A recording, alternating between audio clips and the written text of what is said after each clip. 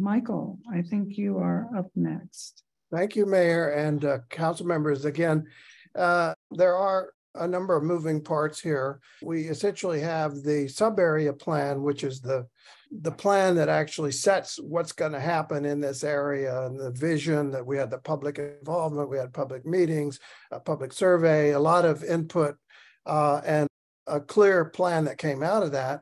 But in addition to that, we need what you see on the left, which is the zoning, and what you see on the right, which is the development standards. And that is what's required by state law. This is, by the way, the illustrative site plan for the sub-area plan. And I'll talk about the details of that a little more. But state law basically says that once you adopt the part of the comprehensive plan, and the sub-area plan is part of that, then you need to adopt implementing development regulations. And then you need to, as part of that, adopt zoning district and development standards. So that's what we're talking about here right now. And our general approach on that is to say, this is a unique district. It's a great opportunity for the city. There are a lot of real strategic benefits for the city to have this gateway development that's not only going to have an economic generation on its own, but bring in, you hope, business into the city and activity in the city and so on. And so we want to have design guidelines that are flexible enough, but any of the different uses are not interfering with each other and causing problems. Basically, one zone that is a mixed use zone. And then the design standards that say, well, you need to do this kind of a lot and this kind of a building and so on. Those are derived from the community survey data, the preference survey, and the sub-area plan as it emerged from the public process and the charrette, as we call it, that was later approved by the Planning Commission for sending to you, the council, for final enactment. So that has already been done. And now we're at the point of developing the implementation documents. So there's a draft ordinance that you will have before you. You have a draft of it right now to review, and that will actually enact the design standards and the amendment to Title 20, which is the new mixed-use zone for this site.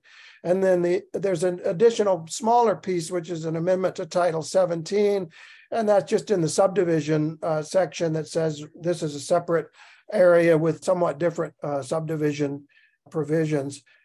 So those are the four pieces of it that you have before you in your review package right now. I won't spend a lot of time on all of these, but the draft ordinance, you'll see it's very similar to other ordinances where it sets out what the law requires and why this is necessary, and what are the sort of the whereases that require this action and so on. And then it drills down into how the implementing development regulations are going to be created by this ordinance. The development regulations really grow directly out of the public involvement that we had and the stakeholder survey. We had 143 people who were involved in the sub-area planning process, 111 residents, 38 work in the city, 22 active volunteers, 12 on a local board, 19 in Red Mountain, and 6 who work in Red Mountain. So a lot of data. That's an appendix, by the way, to the design standards that shows all the community surveys. There were written responses that people made, quite a lot, and we took that very seriously. A lot of data, as you can see in the spreadsheet here. A number of key conclusions. Benton City should grow commercial areas. That's one of the parts of this. Of course, commercial and light industrial design and aesthetics are very important. We heard that clearly. Employment opportunities are important. Parks, livability, a livable lifestyle and so on, and some of the other factors that are part of this community and part of the plan.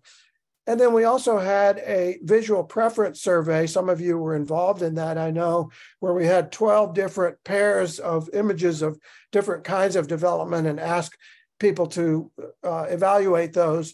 And that went into our, not only the planning, but also the design standards, different patterns of street networks and other elements, building positions and character and all those sorts of things. We got some very good data on that.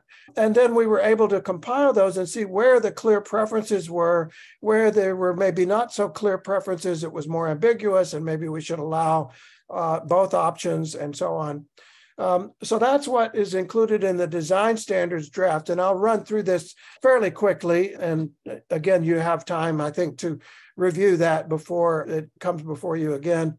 There's an introduction section that just tells people how to use the document, how it was generated.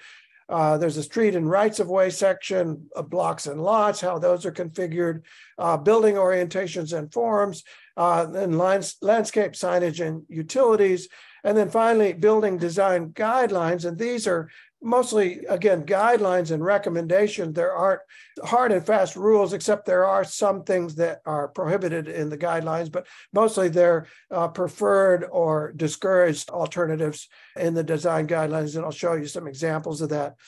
And then we have the appendices, which include what we call a project pattern language, which is more of a vision document. And we've done that on a number of other projects. For example, the Vista Field project for the Port of Kennewick, West Richland, we're doing that. It's been a very successful technique for a number of other projects around the country and internationally. And then vision documents that are images and character documents that we generated in the charrette. Then a section on the economics of orienting garages, because that was an issue that was kind of close in the evaluations, whether to put garages in the front or actually have alleys. And I want to talk about that a little more later.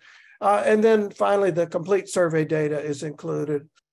So going through briefly here, the introduction, then the streets and rights of way patterns. Again, an applicant who comes before you with a proposal, which might be from an RFP or from, the DNR might bring an applicant to you.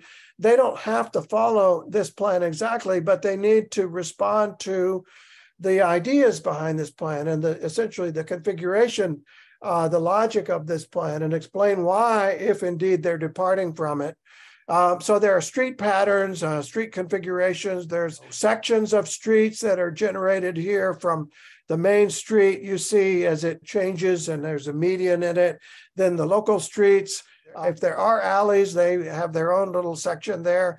And then, of course, the part of Jacobs Road and Field Road that are adjoining the project and go through the project in a couple of places. Then there's a section on blocks, lots, and setbacks that gives you minimum and maximum dimensions, sizes of lots, setbacks and frontages. And that goes through the different kinds of buildings, single family, detached, on garages with garages in the front. Again, if they do want garages in the back, if the builders want to do that, we have that covered as well. Row houses, live works, if people wanted to do those, where you have your business in your home. Coming out of COVID, that seems to be a popular new mode of work. People want to have their home-based business or you work from home office. Multifamily residential, mixed-use commercial or commercial buildings of various kinds, and then the light industrial, which is an important component here. And then examples of how those building orientations and forms work, some precedents that show the configurations and so on, multifamily. And then the light industrial. This is a nice example from down in Sebastopol, California, that shows that the light industrial can be very compatible with residential and commercial. It can be a place where people go to the brewery or the distillery or the whatever it may be. And actually there's a retail component of that or whatever. Then a section on landscape, signage, and utilities that covers some of the sort of basics there. Then the next section is, as I mentioned, the building design guidelines that begins to set the standard, the quality. And this, again, reflects the emphasis that the citizens made on aesthetics. The design aesthetics are very important to people. And so what we did is we said, here are some preferred alternatives for the visual characters, some discouraged alternatives, and then in some cases there are prohibited alternatives that we say, just don't do that. Now, having said that, they could still come to you and say, well, we still want to do this, even though it's listed as prohibited. And that just means they have to explain to you why they want to do that and why it's necessary. Maybe the market only allows that, or the costs only allow that, but they have to explain that to you before they get that approved, that prohibited example. So we have different versions of building character, overall volumes, door and window placements, penetrations, roof structures, gutters and downspouts, all the kinds of details that make or break the detailing of a good quality building, the siding, porches, decks, and balconies, even the color, landscape, fences and hedges, and so on. So that's the final section of the design standards. And then the appendices include, as I mentioned, the project pattern language. And this is a vision document that tells applicants, builders, developers, designers, architects, what is the vision that the sub-area planning process produced? This idea that this is a hill town on the hill, that it's in the wine country, that it has an opportunity to take advantage of that situation and create a character that exploits that it has lots of hike and bike trails, that there's welcoming gateways and so on.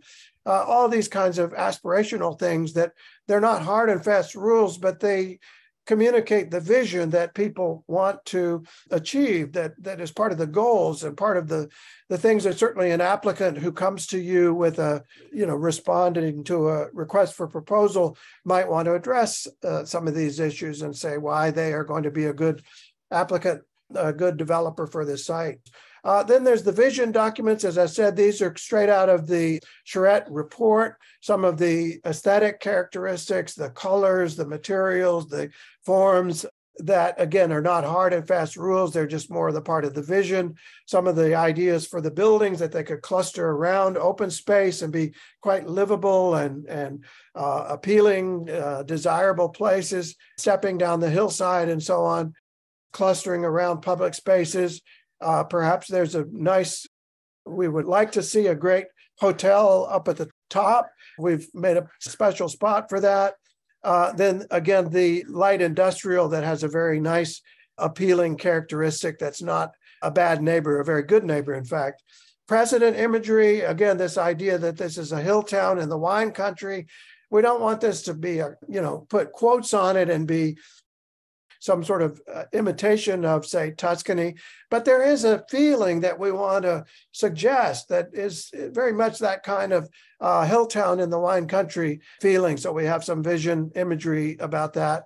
And then also some other precedents where they've done some very nice developments, very economically successful, by the way, that have this kind of character of the very appealing, traditional small town character. We heard that from the residents. They want the small town feeling, the traditional architecture and so on, and the very appealing, lots of public space, lots of open space for people to gather and children to play, slow streets, nice architecture. These are national builders, by the way, who've done a very nice job, Pulte Homes and David Weekley Homes and others. So it's possible to get even some very volume national builders to do good work. And then I mentioned this other issue, if a builder wants to do alley-loaded garages, which does make for a very nice streetscape when those are done, and these other examples that I showed you do, in fact, have alleys on the back, a lot of the resistance to that is, well, that costs more money because you have to pave the alleys and so on. What this analysis shows, and we had a civil engineer work on this to demonstrate this, is that it really depends on the dimensions of the lot. If you have a longer lot with a nice side yard or backyard, you can actually make the alley loaded house cheaper than the front loaded house. So we wanted to include that just as, again, an incentive for the developers and the builders to consider that option, because it certainly makes for a nice pedestrian-friendly streetscape in a very appealing, family-oriented neighborhood. It's just not just loaded up with garage fronts and cars parked in the front and so on. The last section of this document is, again, all of the data from the community survey and the visual preference survey responses, the detailed written comments and survey responses and so on. Then two more documents to finish up the presentation here. The third is the zoning document, which is, as Brandon was mentioning, the Title 20.37, which is a new mixed-use zone. And the philosophy here, again, is that we want the builders and developers to achieve the public goals, but we also want them to be able to do it in a market-facing way that is economically feasible, which means that we don't want to be too overly prescriptive. We don't want to have this zone here and that zone there, and you've got to do exactly this size a lot here and exactly that size a lot there. We've done that in the past. In fact, that's the older model of zoning. But the problem is that it isn't really optimum in terms of achieving what the market will let you do. If you allow for more flexibility, but you make it clear what the goals are, more of a performance standard rather than a prescriptive standard, then you're more likely, we've found and others have found, there's good research on this, you're more likely to actually achieve the goals that you want as a public interest, as a public body. So that's the approach that we've taken with this mixed-use district. And again, the zoning standards are what allow you to make sure that there aren't conflicts between the different zones, so that if you have light industrial right next to residential, you have the design standards that tell you how to handle that and how to avoid having a problem. This diagram on the right is what we call a regulating plan, and it shows you the different uses which are indicated in the colors there. The red is the commercial, the dark brown is the multifamily residential, the yellow or orange yellow is the single family residential, and the gray is the light industrial. Then the green that you see to the lower right is the open space area that is actually unbuildable because that's the steepest part of the site. So that is going to remain as open area. So that is roughly 10% commercial, 10% light industrial. I believe it's 15% multifamily and 25% single family. And then the rest is open space or outside of the immediate area there, but still in the overall 223 acres. And then lastly, we'll need a small tweak to the Title 17, which is the subdivision section, just to add a section specifying that there is this special district and it's going to have its own subdivision requirements that supersede the requirements of this subdivision section, unless it doesn't speak to those, and then these requirements govern. Thank you. Thank you.